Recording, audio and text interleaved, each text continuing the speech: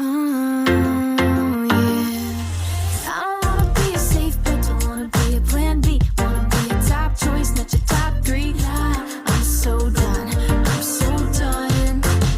Hi, I'm Allison Langer. Hi, I'm Andrea Askowitz, and this is Writing Class Radio. You'll hear true personal stories and learn how to write your own stories. Together, we produce this podcast, which is equal parts heart and art. By heart, we mean the truth in a story. By art, we mean the craft of writing. No matter what's going on in our lives, writing class is where we tell the truth. It's where we work out our shit. There's no place in the world like writing class, and we want to bring you in. Today on our show, we bring you a story by Christopher Blackwell. Christopher is 42 and is serving a 45-year prison sentence in Washington State. He co-founded Look to Justice, an organization that provides civic education to system-impacted communities and actively works to pass sentence and policy reform legislation. He's currently working towards publishing a book on solitary confinement, and I know I can't wait to hear the details on that. He has been published by the New York Times, the Washington Post, the Boston Globe, HuffPost, and a bunch of other outlets. He's also a contributing writer at Jewish Currents, a contributing editor at The Appeal, and he works closely with the prison writing program Empowerment Avenue. You can follow him and be in touch on Twitter, which is now X, at Chris W. Blackwell. This story was originally published in The Appeal, which is a nonprofit news organization that envisions a world in which systems of support and care, not punishment, create public safety. Oh, wouldn't that be much better? Okay, wait. Chris's story came to us through writer Jamie Beth Cohen, who mentors Christopher Blackwell. So I just want to thank Jamie for getting the voice of incarcerated people outside the prison walls. I know I tried to do that myself, but I am weak. I have not been able to be very successful with that, so it's not easy. So I applaud her. You know, the way they feel over at Empowerment Avenue and Me Too is if our criminal justice system, including long sentences and mistreatment, has a chance of changing, we need to hear from the men and women inside. We really need to hear the personal side. We need people to understand, wow, these people may not be what we're seeing on TV. So this episode really is taking a small moment and bringing some big meaning. When we got this story, we immediately fell in love with it. And what we like to do with our stories is really try to figure out what's a writing lesson in every essay for those people out there who are also love hearing these stories, but also are trying to write their own stories. So what we saw here is here's this one small moment, and Christopher really brought a lot of meaning, big meaning to a very small moment with a lot of emotion, a lot of details. And we learn a lot about what's going on with him and his fellow inside guys. And it just really, I don't know, for me, it really touched me. So we want to bring you this story and see what you think. Back with Christopher Blackwell's story after the break. We're back. This is Andrea Askowitz, and you're listening to Writing Class Radio. Up next is Chris Blackwell reading his story, Prison Can Be a Hostile Place, Then the Birds Came.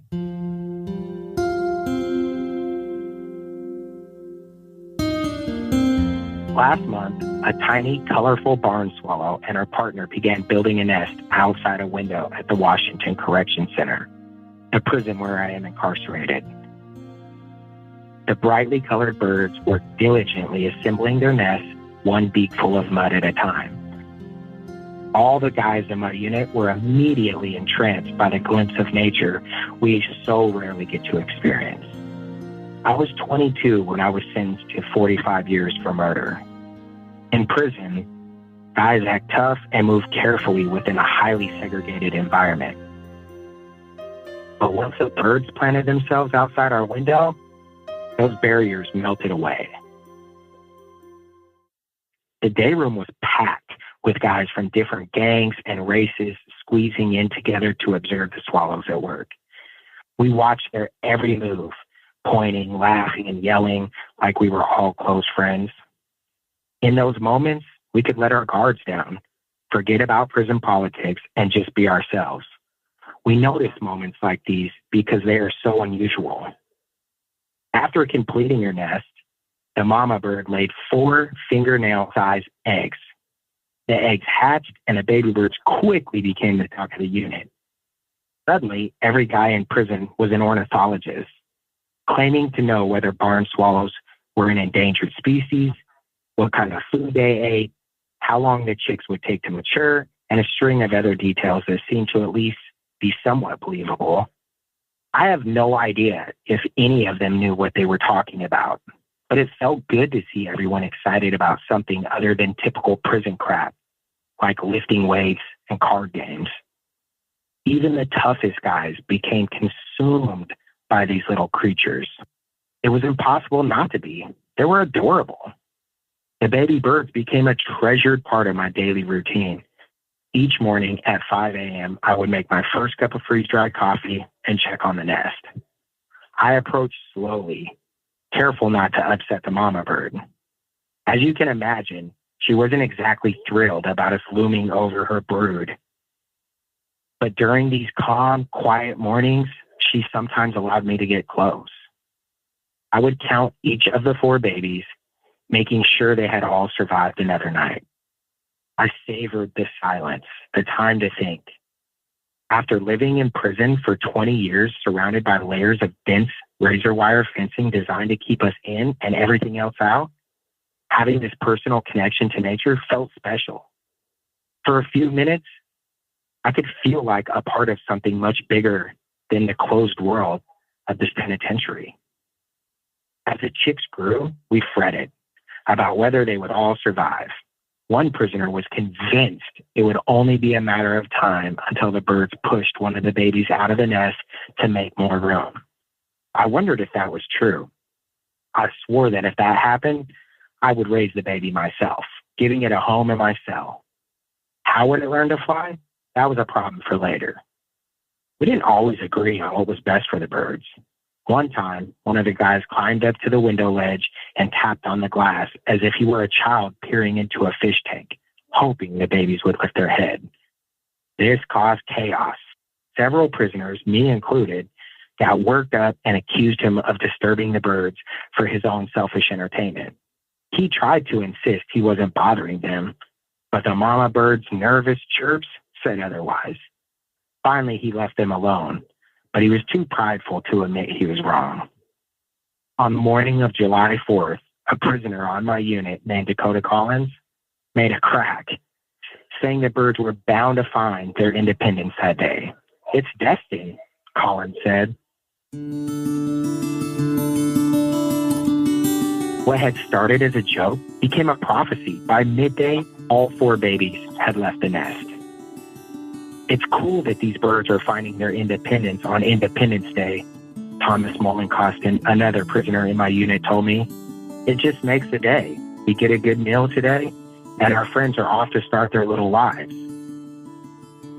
Although the guys were sad to see the birds go, we would be the last to begrudge any living being its freedom.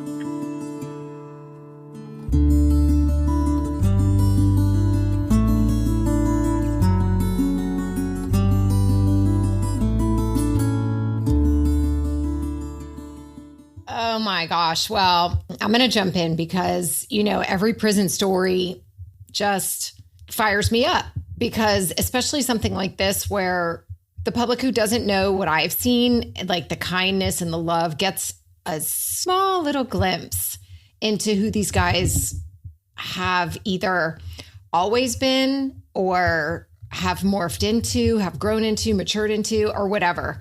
So I don't know. I love this story so much, the humanity. It's so tender. It's so sweet. I know. I love it too. It really does show a different side that you wouldn't expect. But then as soon as he starts talking about how all the guys were so enthralled by these birds, I got it. The part where they all became ornithologists. That's so funny. It's sad. I know. They just had something to bond to that took them away from all their other bullshit. I don't want to say anything negative about this story because it's written really well. But the one thing that I wish it had was like when he talks about the politics, I wanted one little scene of that. How does that play out? He talked about how they all acted like they were laughing and everything, like they were all friends. But what does it look like when they're not friends? I wondered. Well, I mean, it doesn't take that much imagination to see a fight in prison. I mean, that's what we see all the time on every TV show. We see the bad. So everybody kind of has an idea. Like it's almost like cliche. I think it's pretty true from what I hear. I was talking to Tutal the other day, and, you know, one of the guys I talk about all the time who's been on our podcast a lot that I taught in prison. And he said, I just don't feel like going out to the basketball court to play because there's so much drama. And I was like what? You know? And he's like, oh, these guys get mad. And then there's this. And I'm like, well, that's everywhere. But then it's worse in there because you can't hide. You can't go home. I mean, it's just like you're stuck and then things start up and yeah, it's just magnified. So that's a good point, not point. It's like you made a good case for why he didn't step out and tell us kind of like what maybe would sound cliche. So instead, he just kept his focus. This narrator kept his focus on this beautiful moment where everyone was bonding and they had this nature moment. I loved how very specific it was, like barn swallow, like he knew exactly what kind of bird it was. Oh, also, he told us that he was 22 when he was sentenced to 45 years for murder. He did not step around that. That was very cool as a storyteller goes. Yeah, I agree 100%. I want to know that. And to me, it makes even more sense to hear the kindness. I mean, more sense. That's not the word. Like it even is more impactful to me, knowing that here's this guy that the society thinks is a murderer and should be in prison for life and put him away for good. But what we're seeing is that those long sentences, they're not even necessary. And I won't get into the whole victims' rights and stuff like that. But these guys also have rights. At 22 years old, your brain isn't even formed. But what we're seeing, and we don't know much more than this guy has a huge heart. But what I am noticing with this heart is that he is watching, he's caring, he's looking for, he's willing to take care of them. He's, protecting them. Like he's changed. So this story might be about a bird, but it's about so much more.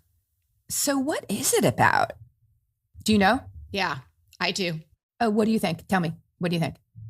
I think, so we find that these birds find independence on Independence Day, which I've also heard from another guy, this guy E in prison. The 4th of July has a totally different meaning for these guys, and he was arrested on Independence Day. So that's when he lost his independence. So for him, it's just the opposite.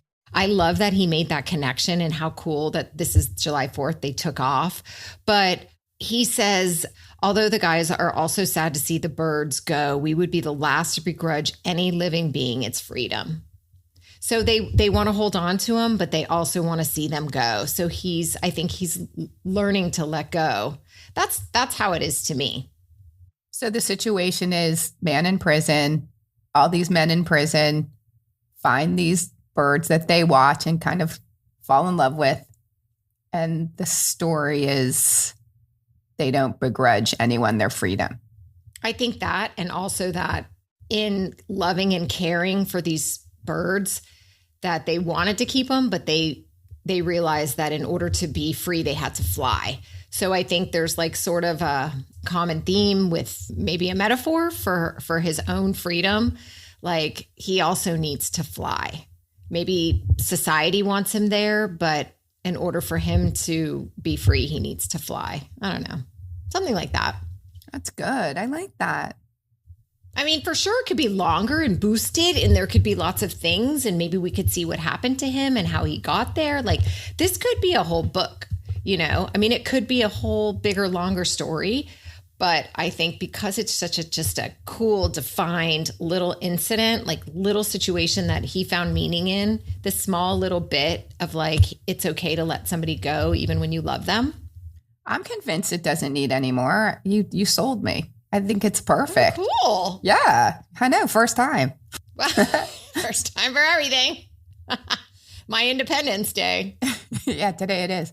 I thought his details were awesome. 5 a.m., freeze-dried coffee, the 4 babies. He did say that it made him feel like he was part of something bigger, and that was just really beautiful.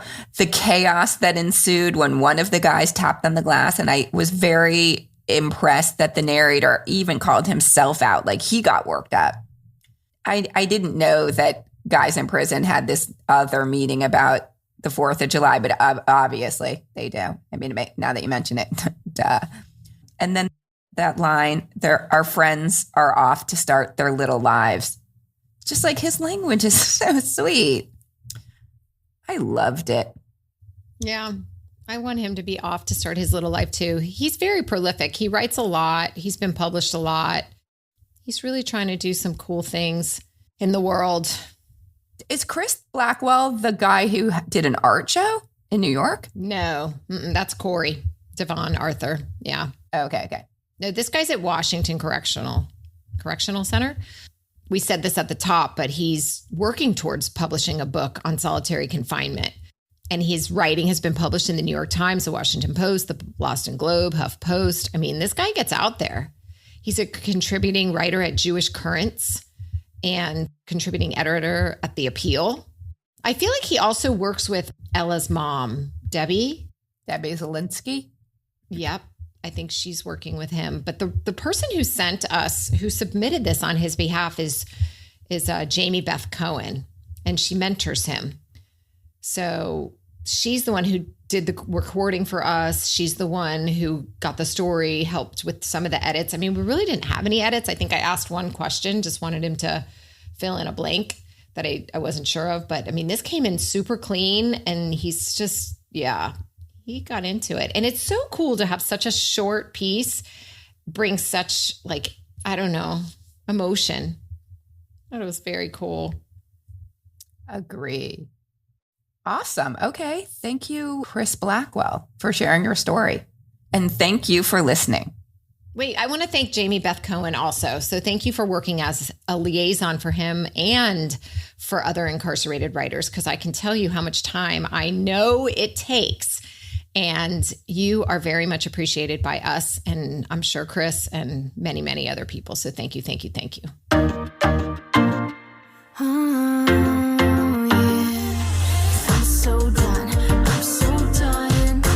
Writing Class Radio is hosted by me, Andrea Askowitz. And me, Allison Langer. Audio production by Matt Kundle, Evan Serminski, Chloe Imont Lane, and Aidan Glassy at the Sound Off Media Company. Theme music is by Justina Chandler. Check out all the classes we offer on our website. Join the community that comes together for instruction and excuse to write and the support from other writers. To learn more, either go to our website or join on patreon.com/writingclassradio. A new episode will drop every other Wednesday. There's no better way to understand ourselves and each other than by writing and sharing our stories. Everyone has a story. What's yours? Produced and distributed by the Sound Off Media Company.